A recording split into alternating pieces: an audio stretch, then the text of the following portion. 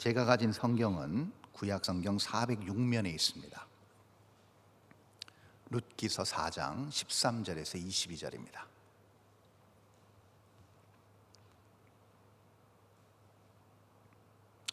자, 교독해서 읽도록 하겠는데요. 제가 먼저 13절 읽고 마지막 22절은 합독하겠습니다. 이에 보아스가 룻을 맞이하여 아내로 삼고 그에게 들어갔더니 여호와께서 그에게 임신하게 하심으로 그가 아들을 낳은지라.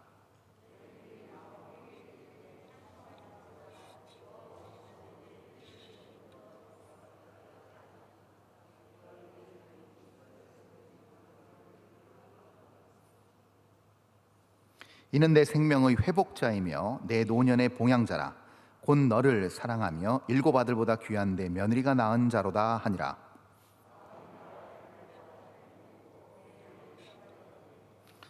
그의 이웃 여인들이 그에게 이름을 지어주되 나오미에게 아들이 태어났다 하여 그의 이름을 오벳이라 하였는데 그는 다윗의 아버지인 이새의 아버지였더라.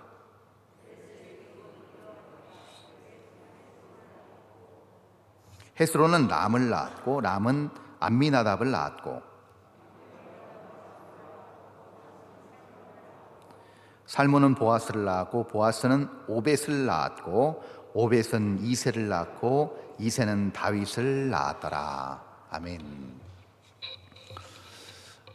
요즘 우리가 타고 다니는 공장에서 나온 자동차들을 보면 첨단 장비를 다 탑재하고 있습니다. 그래서 소위 AI라고 불리는 아주 지능이 뛰어난, 그리고 나름 판단하고 생각하는 그 AI 기술을 통해서 자동차를 굉장히 편하게 운전할 수 있고, 장거리 여행도 자율주행이라는, 스스로 속도를 줄이기도 하고 스스로 차 간의 간격을 유지하기도 하고, 또 커브길에서 스스로 핸들을 돌리기도 해서 장거리 여행 중에 많은 운전자들의 피로를 덜어주고 있습니다.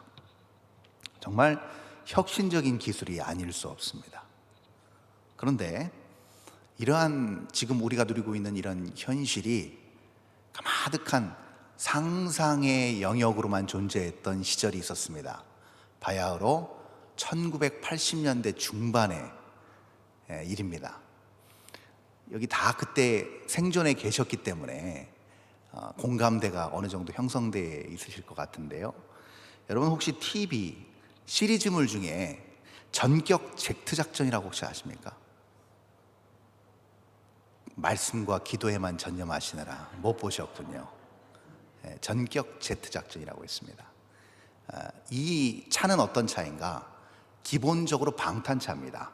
그리고 시속 400km까지 달릴 수 있는 뛰어난 성능을 떠나서 중요한 건 스스로 말하고 이해하고 판단하고 운전까지 합니다. 놀랍죠? 그리고 운전자인 이 마이클 나잇이란 이 사람을 스스로 보호해주고 굉장히 친구처럼, 비록 차지만 친구처럼 그렇게 지내면서 많은 악당들을 물리치는 그런 TV 시리즈물입니다. 그러면 오한우 목사는 말씀도 기도도 안 하고 TV만 봤느냐? 죄송합니다. 그때 저는 초등학생이었습니다. 이해해 주시기 바랍니다. 그런데 지금도 기억에서 잊혀지지 않는 명장면이 하나 있었습니다. 그것이 무엇이냐면 그 키트라는 차와 똑같은 능력을 가지고 있는 차가 한 대 등장합니다. 근데 이 차는 오류가 생겼습니다. 어떤 오류가 생겼는가? 그 키트라는 차는 운전자인 마이클의 명령에만 순종하게 되어 있는데, 이 똑같은 기술과 능력이 탑재된 이 또 다른 키트, 모조품 키트는 똑같은 능력이 있음에도 불구하고 자기 멋대로 판단합니다. 자기 생각대로 움직입니다. 그러니까 큰 위협이 아닐 수 없겠죠. 그런데 결국은 이 마지막 장면에서 외나무 다리에서 맞닥뜨립니다.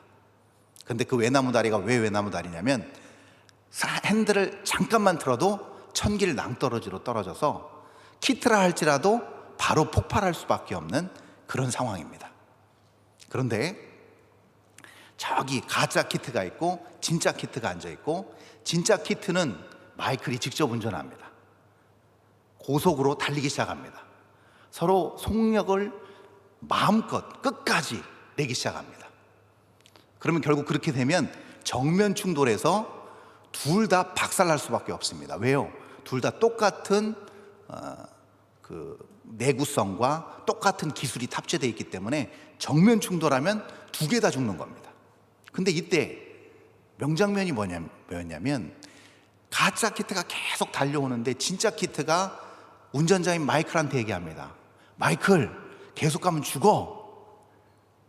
저 차도 똑같은 능력이 있기 때문에 부딪히면 너나 나나 다 죽어. 어서 핸들을 틀어서 피해야 돼. 그럽니다. 그런데 마이클이 끝까지 그 핸들을 붙잡고 말합니다. 아니야, 내 말을 들어. 넌 내 말을 들어야 돼. 나를 믿어. 이렇게 갑니다. 결과가 어떻게 됐을까요? 그렇게 끝까지 최고 속력으로 정면으로 치달았던 그 두 차 중에 그 충돌을 얼마 남기지 않고 가짜 키트가 핸들을 스스로 확 틉니다. 그리고 해피엔딩으로 어떻게 끝날까요? 악한 그 가짜 키트는 천길 낭떠러지로 떨어져서 폭발되고 맙니다. 그것이 전격 제트 작전, 제가 제 머릿속에 남아있는 유일한 장면입니다. 제가 왜 이 옛날에 몇 수십 년 전에 TV 시리즈몰의 이 장면을 갑자기 떠올리게 된 것일까? 굉장히 시사하는 바가 컸습니다. 키트라는 그 자동차가 주인인 운전자의 말에 끝까지 순종하도록 프로그램되어 있었기 때문에 아무리 자기가 피하고 싶고 죽음을 면하고 싶은 환경 안에서도 끝까지 주인의 말을 듣고 순종했을 때, 결국 죽음으로 돌진했을 때 그 키트는, 또 주인은 살 수 있었고, 주인이 없이 자기를 보호하고 자기 멋대로 모든 악행을 다 저질렀던 그 가짜 키트는 결국 자기가 살기 위해서 핸들을 틀었고 결과적으로는 죽음에 이르렀다는 사실, 이것이 우리에게 교훈하는 바가 적지 않음을 제가 느꼈기 때문에 이것을 소개하는 것이죠. 여러분, 그렇습니다. 죽음의 원리를 아는 것은 매우 중요합니다. 많은 사람들이 죽음을 벗어나기 위해 노력할 때 성경과 또 하나님의 백성들에게 원하시는 죽음의 원리, 결국은 모두 다 죽음으로 치닫는 삶을 살지만 결국 이 죽음을 대비하고 이 죽음을 맞이하기 위한 하나님의 백성들의 준비와 이 삶의 자세는 무엇일까를 우리가 이 아주 명장면을 통해서 깨달을 수 있고, 이것이 시사하는 바가 매우 크다고 할 수 있겠죠. 오늘 본문 룻기에는 세 명의 여인이 등장합니다. 우리가 너무나도 잘 아는 룻기 본문입니다. 세 명의 여인 누굴까요? 나오미, 오르바, 그리고 룻입니다. 그런데 이 세 여인의 공통점이 있습니다. 그것은 무엇인가 하면 바로 처절하게 죽음의 힘을 경험했다는 겁니다. 죽음의 영향력을 경험했다는 것이죠. 그 자신들이 죽었다는 얘기가 아닙니다. 정말 사랑했던, 같이 했던 가족이 급작스럽게 죽음 저편으로 떠나가면서 완전히 그 가족 전체가 여러 상황적으로 견딜 수 없이 무너지는 형국을 우린 룻기 초반부에서 볼 수가 있습니다. 여러분, 나오미를 한번 보십시오. 남편이 죽고 더 나아가서 사랑하는 두 아들이 죽었습니다. 여러분, 생각해 보십시오. 삶이 피폐해질 것은 말할 나위도 없습니다. 혹시 여기 계신 분 중에 사랑하는 젊은 자녀나 젊었을 때 남편을 먼저 떠나보낸 경험이 있으시다 하시는 분들은 이 고통을 통감하실 것입니다. 너무나도 고통스럽고 그 가족 자체가 전체의 삶이 아마 피폐해졌을 것입니다. 그리고 가슴에 그 한을 깊이 묻고 살았을 나오미의 심정을 여러분 헤아려 보십시오. 정말 감히 상상할 수도 없고 생각하기도 싫을 것입니다. 저는 감히 말할 수 있을 것 같습니다. 그건 뭐냐면, 이 고통을 당한 이 나오미의 이 고통의 이 강도가요, 구약의 고난의 아이콘인 욥의 이 고통과 전혀 뒤처지지 않는다는 겁니다. 거의 맘먹는 고통일 거라는 생각을 하게 됩니다. 근데 나오미의 고통뿐만이 아닙니다. 그의 두 자부 역시 마찬가지였습니다. 남편을 잃게 되는 충격적인 아픔, 충격적인 고통, 그것을 감내해야 된다는 것. 그리고 그렇게 그 당시 고대 사회, 가부장적인 그 사회에서 여자 셋이서 덩그러니 남겨졌다는 사실, 너무나도 막막할 수밖에 없는 것이죠. 이렇게 되면 어떻게 될까요? 가정이 풍비박산이 납니다. 그래서 풍비박산을 떠나서 인생의 크나큰 지각 변동이 일어납니다.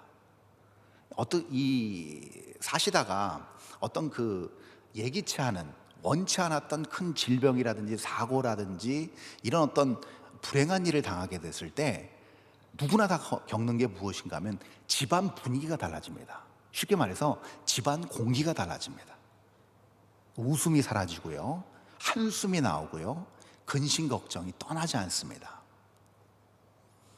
이것을 간접적으로 경험하신 분들도 계실 것입니다. 그렇게 되면 어떻게 되는가? 이 지각 변동이 일어나면서요, 그 가족과 그 가족 구성원들, 남겨진 가족 구성원들의 삶이 전반적으로 공고해집니다. 여러분, 아무리요 일확천금을 가지고 있고 생활에 어려움이 없고 나름 그래도 평탄한 삶을 사는 사람이라 할지라도요, 이렇게 순식간에 가족을 떠나보내게 되면요, 굉장히 삶이 공고해집니다. 견딜 수 없이 힘들어집니다. 왜요? 수억 억만금을 주어도 죽음 저편으로 떠나간 사람을 다시 데려올 수는 없기 때문에 그렇습니다. 정이 깊었으면 깊었을수록, 지낸 시간이 더 끈끈했으면 끈끈했을수록 더 그 연민과 그리움은 더 심해지고, 그것이 남겨진 가족들에게 있어서 큰 안 좋은 여파를 만들어낸다는 거죠. 그러면 사람들은 자신의 죽음뿐만이 아니고, 자신의 죽음은 그렇다 칩니다. 자신을 보호해주고 자신과 함께했던 그 가족의 죽음에 대해서 이토록 고통스러워하는 이유는 무엇일까? 사랑하는 남편을 먼저 떠나보냈다든지, 사랑하는 아내를 떠나보냈다든지, 또 사랑하는 자녀를 먼저 떠나보냈다든지, 정말 가까운 지인을, 또 함께 신앙생활했던 믿음의 동역자들을 어느 순간 갑자기 불현듯 마음의 준비도 안 됐는데 떠나보내야 되는 그런 상황을 왜 두려워할까? 그것이 왜 큰 고통으로 오는 것일까? 단순히 그냥 사랑했기 때문에, 단순히 그냥 정을 나눴기 때문일까요? 아닙니다. 우리가 근본적으로 그것을 깊게 들여다봐야 됩니다. 왜 그럴까요? 그것은 다름 아닌 바로 죽음이라는 것은 크나큰 결핍으로 이어지기 때문에 그렇습니다. 다시요, 죽음은 결국 무엇으로 이어진다는 거예요? 채워질 수 없는 결핍으로 이어지기 때문에 그렇습니다. 여러분, 그렇습니다. 사람이 죽음을 두려워하는 궁극적 이유가 무엇인가 하면요, 여러분, 많이 가지면 많이 가질수록 뭐예요? 두려워합니다, 죽음을. 왜요? 그만큼 많이 놓고 가야 되기 때문에 그렇습니다. 많이 놓고 가야 된다는 얘기는 뭐예요? 많은 결핍이 두렵다는 겁니다. 그래서 두려워하는 겁니다. 사람의 결핍, 그리고 물질의 결핍, 건강의 결핍, 이런 결핍들이 다 무엇과 관련되어 있는가? 죽음과 관련되어 있습니다. 그래서 이런 결핍이 오게 되면요, 제일 먼저 사람은 아주 뛰어나고 아주 명석한 존재이기 때문에 어디까지 바라보냐면요, 뭔가 경제적 어려움이 닥치면 먼저 죽음을 먼저 예상합니다. 신체적인 질병이 찾아왔을 때 뭘 봐요? 벌써 죽음을 봅니다. 그래서 이 결핍과 죽음은 뛸래야 뛸 수가 없습니다. 근데 생각해 보십시오. 지금 나오미와 오르바와 룻이 덩그러니 지금 남겨졌습니다. 그럼 이들에게 있어서는 실제적으로 죽음이 왔고, 그 죽음의 결과들을 지금 맞닥뜨리고 있습니다. 남자들이 다 사라졌기 때문에 경제적 빈곤과 결핍이 찾아왔습니다. 그리고 이 여인들을 고대 사회에서, 그 험난한 사회에서 지켜줄 만한 울타리도 사라졌습니다. 결핍입니다. 또 하나의 결핍. 또 하나가 뭘까요? 안정의 결핍, 정서의 결핍이 사라집니다. 언제나 불안에 떨어야 됩니다.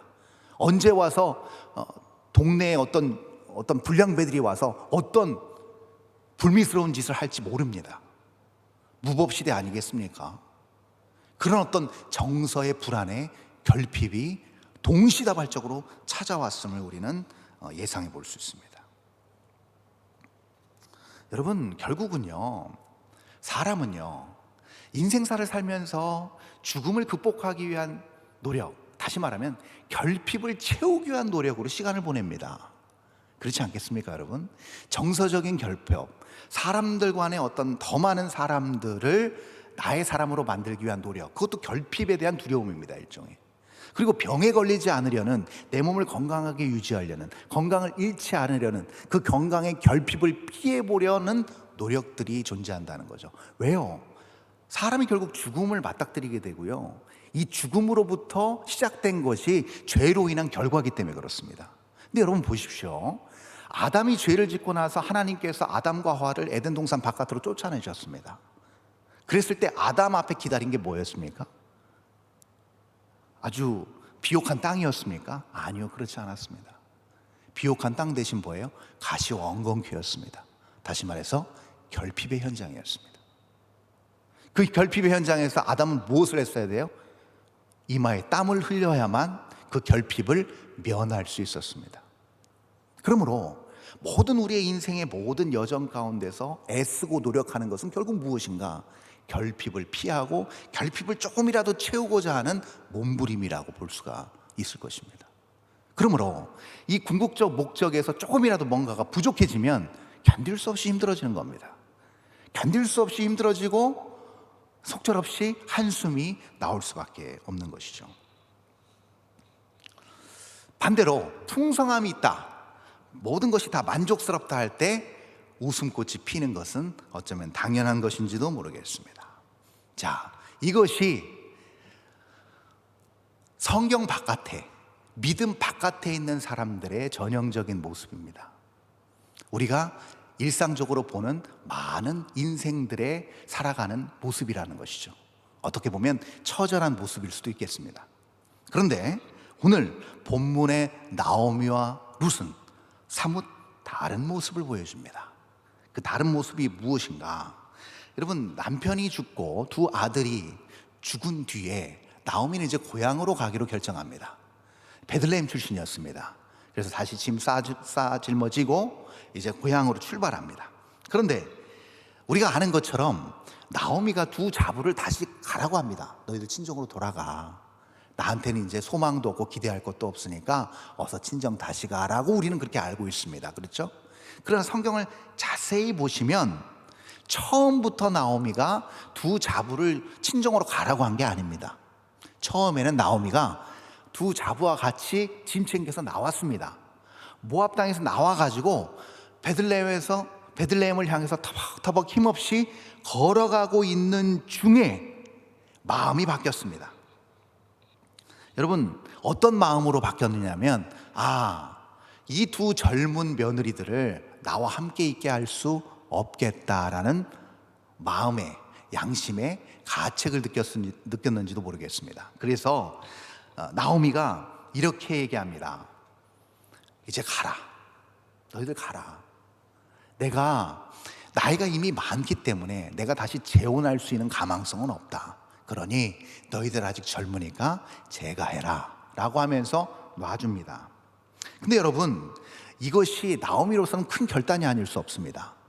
지금 같은 현대사회는요, 얼마든지 가능한 일입니다. 그렇죠? 근데 그 당시 사회의 관습과 풍습으로는 있을 수 없는 일입니다. 한번 그 집에 시집 가면 그 집 가족입니다. 끝까지 그 집 가족으로 살아야 됩니다. 죽을 때까지 그 집 사람입니다. 그런데 시어머니 마음이 바뀌었습니다. 자, 여러분, 나오미 입장을 한번 생각해 보십시오. 지금 왕성한 일을 할 수 있고 그나마 나를 지켜줄 수 있는 두 젊은 며느리하고 같이 가는 게 낫습니까? 나 혼자 아무리 고향이지만 다시 돌아가는 게 낫습니까? 젊은 자부하고 가는 게 맞습니다. 사실 데리고 가도 아무 하자가 없습니다. 누가 봐도 상식적으로 나오미는 두 자부를 데리고 가야만 됩니다. 그런데 자신의 일신과 안위를 위해서 이 젊은 두 여인의 인생을 그렇게 멍에를 씌우고 짐을 씌우게 하는 것은 나오미로서 용납이 안 되는 거였어요. 어떻게 보면 현 상황이라도 유지할 수 있는 유일한 마지막 보루가 두 며느리였는데 이 며느리를 오히려 보내고 스스로 결핍의 길을 선택합니다. 쉽지 않습니다, 여러분. 그렇죠? 그나마 무엇인가 이 상황에서 무엇인가 조금이라도 유지할 수 있고 내 결핍을 보완할 수 있는 방법과 길이 있음에도 불구하고 그것을 선택하지 않고 결핍의 길을 선택합니다. 자, 그런데 여기서 이 제안을 듣고 두 자부의 선택이 엇갈립니다. 우린 잘 알고 있습니다. 오르바는 결국 울다 어머니의 뜻에 따라서 다시 고향으로 돌아갑니다. 근데 우리가 잘 아는 것처럼 다른 자부였던 룻은 끝까지 어머니를 따라갑니다. 그러면서 결국은 룻을 이기지 못한 나오미가 이런 고백을 합니다. 자, 룻기서 1장 15절입니다. 한번 볼까요? 자, 이렇게 나타나 있습니다. 나오미가 또 이르되 보라, 내 동서는 그의 백성과 그의 신들에게로 돌아가나니 너도 너의 동서를 따라 돌아가라 하니. 자, 여기서 중요한 한 표현이 나옵니다. 나오미가 이렇게 표현합니다. 그의 신들에게로 돌아가나니, 이런 표현을 썼습니다.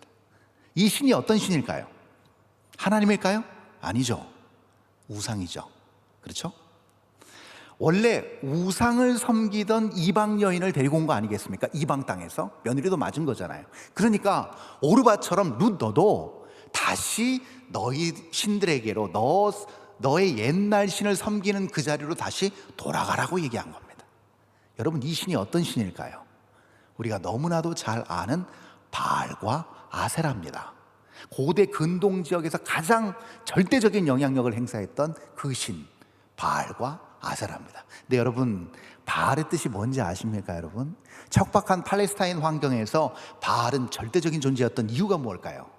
바알은 풍요와 다산의 신이었기 때문에 그렇습니다. 그래서 블레셋을 포함해서 이스라엘 백성들까지 이스라엘 구약 시대 전체를 총망라해서 가장 이스라엘 백성들을 혼란에 빠뜨리고 유혹에 빠뜨리고 하나님으로부터 멀어지게 만들었던 주범이었던 이 바알이 풍요와 다산을 목적으로 수많은 사람들을 미혹했고 유혹했다는 겁니다.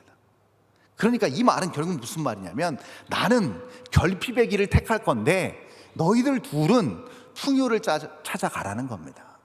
너희들 생명을 조금 더 유지할 수 있는 풍요를 찾아 떠나라는 제안을 지금 나오미가 하고 있는 것이죠. 그랬더니 룻의 고백이 굉장히 흥미롭고 어떻게 보면 감동적입니다. 우리 한번 다음 절 16절과 17절을 한번 보겠습니다. 이렇게 나타나 있습니다. 16절 17절 제가 있습니다. 룻이 이르되 내게 어머니를 떠나며 어머니를 따르지 말고 돌아가라 강권하지 마옵소서. 어머니께서 가시는 곳에 나도 가고 어머니께서 머무시는 곳에서 나도 머물겠나이다. 어머니의 백성이 나의 백성이 되고 어머니의 하나님이 나의 하나님이 되시리니 어머니께서 죽으시는 곳에서 나도 죽어 거기 묻힐 것이라. 만일 내가 죽는 일 외에 어머니를 떠나면 여호와께서 내게 벌을 내리시고 더 내리시기를 원하나이다 하는지라. 자, 여기서 중요한 대목이 있습니다. 그건 뭐냐면, 어머니의 백성이 나의 백성이 되고 어머니의 하나님이 누구의 하나님? 나의 하나님이 된다는 거예요. 그리고 만약에 내가 먼저 어머니보다 죽어서 어머니 곁을 떠나는 일이 없는 한, 내가 만약에 어머니를 떠난다고 한다면 나의 그 하나님이 내게 벌을 많이 내리시기를 원합니다 라고 얘기합니다. 자, 그러면 이 얘기가 무슨 얘기일까요? 이걸로 뭘 우리는 발견해낼 수 있을까요?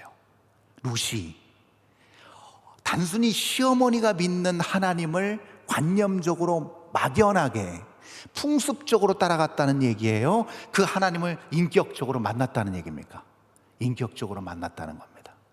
그러지 않고서는 룻조차도 동일하게 어머니처럼 결핍의 길을 택할 수가 없습니다.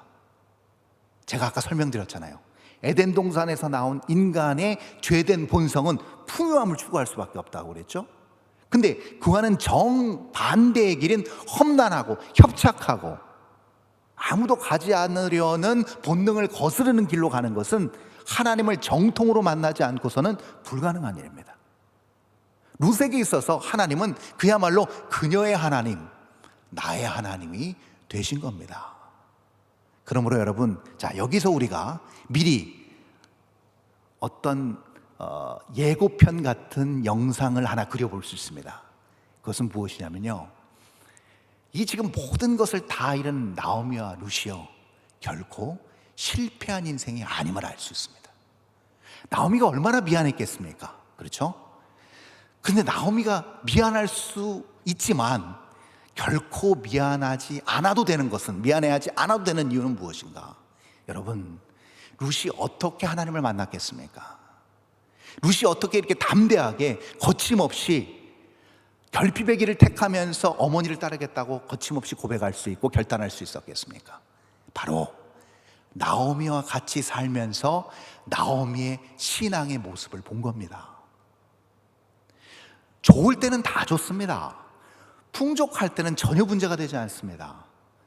결핍이 찾아올 때, 죽음의 그림자가 두려워졌을 때, 내 능력으로 무엇인가 감당할 수 없는 큰 철옹성과 같은 장벽이 둘러쳐졌을 때, 아무리 둘러봐도 나갈 곳, 빠져나갈 곳이 도무지 보이지 않는 사면초가의 상황일 때, 그때의 반응을 룻은 본 겁니다. 자기가 생각했던 것과는 전혀 다른 방식으로 반응하는 나오미를 보면서 룻은 깨달았을 것입니다. 아, 내가 그동안 알았던 신, 내가 믿었던 신과는 다른 여호와 하나님은 전혀 다른 신이시구나. 나의 시어머니의 신이신 처분을 내가 섬기리라고 결단하지 않았겠습니까, 여러분? 여러분, 그래서 룻이 착하기만 한 바보여서도 아니고요, 단순히 그냥 시모에 대한 어떤 의리와 정 때문만도 아니라는 사실을 우리는 발견할 수 있습니다. 바로 결핍 너머에 광대하신 하나님을 어렴풋이 보았기 때문에 그녀는 결정할 수 있었던 겁니다. 결핍을 초월하는 믿음으로 이러한 결단을 하게 된 것이죠. 여러분, 이 결핍의 길을 선택한 이 두 여인에서 끝나는 것이 아닙니다. 여러분, 더 큰 결핍의 길을 선택한 사람이 나옵니다. 고대 이스라엘 사회에서는요, 여러분, 계대 결혼이라는 관습이 있었습니다.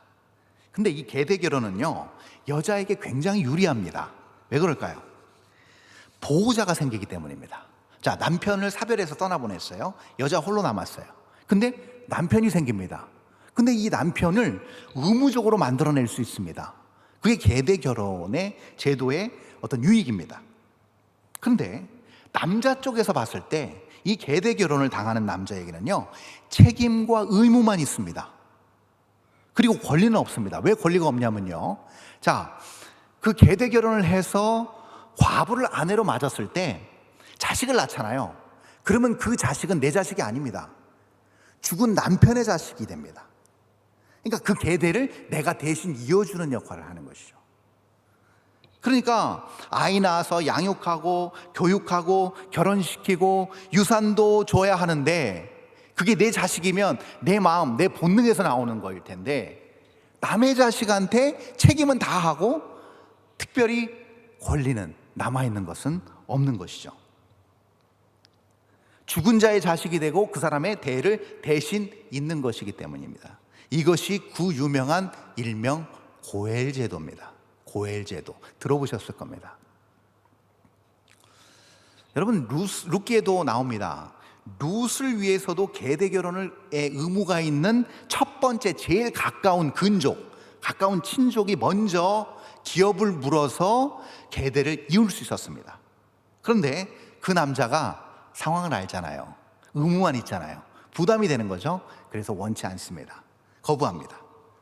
그랬더니 보아스가 어떻게 합니까? 첫 번째 의무자가 아님에도 불구하고 정확하게 제도상 첫 번째 의무자가 거부했을 때 그 다음 가까운 친족이 계대 결혼을 하게 되어 있습니다.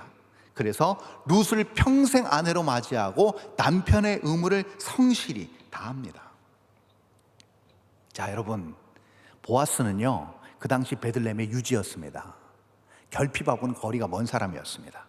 풍족한 사람이었고요, 인정받는 사람이었고요, 아무런 아쉬움이 없는 사람이었습니다. 계대 결혼이요 거부해도 됩니다.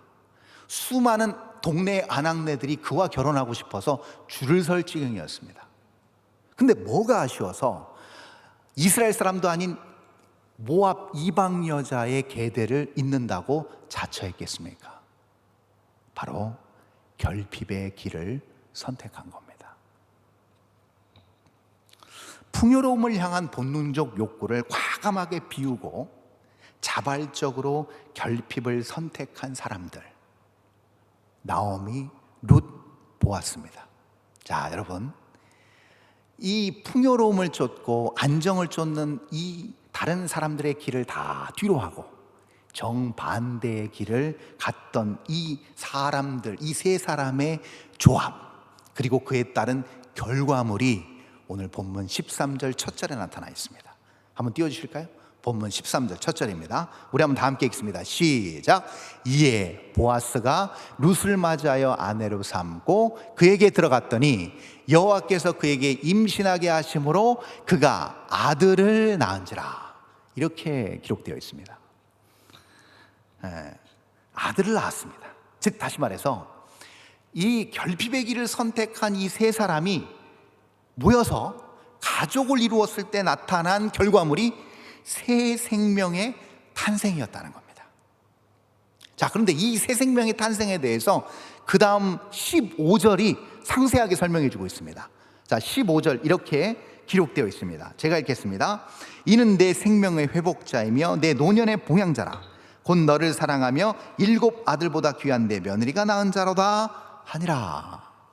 이렇게 나오미를 극찬합니다. 칭찬합니다. 나오미를 부러워합니다.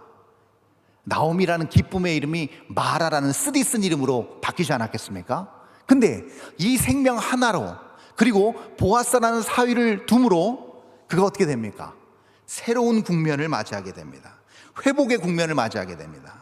자, 그래서 여러분요 15절에 다시 15절 띄워주시겠어요? 15절에 여기 중요하게 색깔 칠해놓은 저 부분을 우리가 주목할 필요가 있습니다. 이는 내 생명의 회복자다, 그리고 내 노년의 봉양자라, 이렇게 표현되어 있습니다. 우리는 보통 이렇게 생각할 수 있습니다. 아, 나오미와 룻이 정말 빈곤하고 피폐한 삶을 살다가 구세주 같은 보아스 만나가지고 완전히 그 삶이 완전히 180도 바뀐 대역전의 삶이었기 때문에 회복 아니겠는가, 그 열매는 당연히 오벳이라는 회복자가 아니겠는가 라고 생각할 수 있습니다. 그런데 아닙니다. 여기서 이 회복자라는 표현에 이 슈브라는 표현, 이 히브리 말인데요, 이것은 어떤 의미를 담고 있는가? 저번에 시편 23편 3절 설명할 때 제가 말씀드렸습니다. 어떻게 한다고요? 생명을 소생케 하신다, 자기 이름을 위하여 의의 길로 인도하신다. 이것이 다윗의 고백이었습니다. 생명을 소생케 하신다는 이 소생이 바로 동일한 말 슈브입니다. 근데 그때 제가 설명 이렇게 드렸습니다. 그것이 단순히 소생인데 어떤 종류의 소생인가? 바로 돌이킴이라고 그랬습니다. 돌이킴. 그 자리에서 돌이키는 것을 말한다고 그랬습니다. 그래서 이것은 어쩌면 물질적인, 물리적인 회복, 물리적인 성공, 물리적인 만회가 아닌 영적인 만회에 더 가깝습니다. 영적으로 마땅히 가야 될 회복의 온전한 길로 들어섰음을 의미합니다. 이것이 오벳이란 이름에 담긴 아주 소중한 영적인 의미를 담고 있는 뜻이라고 할 수가 있습니다. 돌이킴입니다. 자, 여러분, 그러면 이것이 왜 축복일까요? 영적인 돌이킴이 왜 축복일까요, 여러분? 제가 아까도 말씀드렸습니다.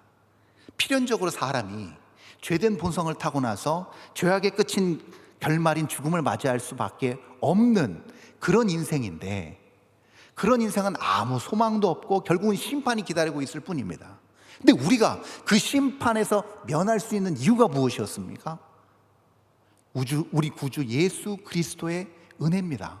긍휼과 사랑과 자비의 십자가의 은혜로 우리는 거기서 건짐을 입었습니다. 구원을 받았습니다.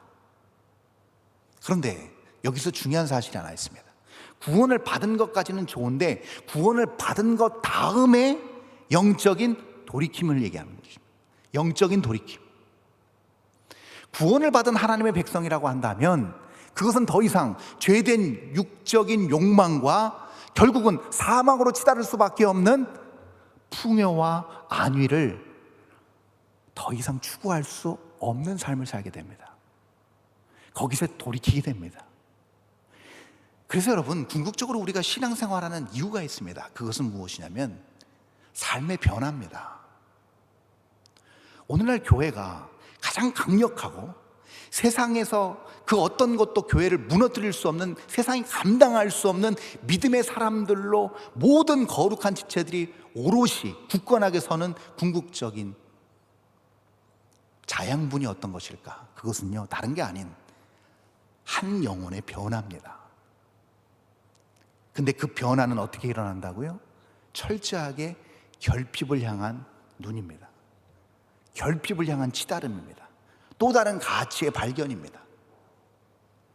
똑같은 것을 추구하고 하나님 밖에 있는 사람들이 좋아하는 것 똑같이 좋아하고 하나님 믿지 않는 사람들이 추구하는 것을 동일하게 추구하면서 어찌 이것을 변화와 돌이킴이라고 얘기할 수 있겠습니까?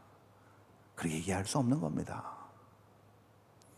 비록 우리의 육과 우리의 본성이 그쪽을 향하여 자석처럼 관성처럼 따라간다 하더라도 결국 우리가 다시금 하나님 앞에서 돌이켜서 하나님이 원하시는 그 길을 향해 나아가는 것이 진정한 변화입니다.